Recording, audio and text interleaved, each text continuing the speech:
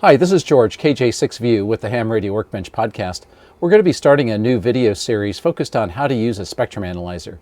In this series, we're going to be using a Siglent SVA 1015X spectrum analyzer with tracking generator and vector network analyzer all built into one unit.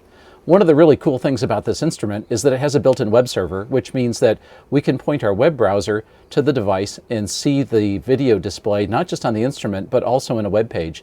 That makes it really easy for us to capture that image and put it here on video.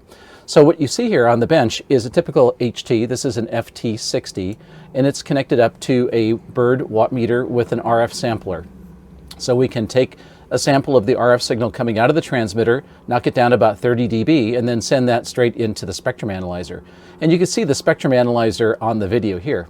As we transmit off the HT, you can see there's the carrier that appears at 446 megahertz with a bandwidth of about 200 kilohertz right now on the screen. So with this kind of a setup, we'll be able to look at the spectral purity of various ham radios and also work on things like filters, bandpass filters, duplexers, and other useful RF devices for the ham shack. So look forward to that series starting up in the next couple of months, and we hope you enjoy it. Thanks very much for watching. See you soon. 73.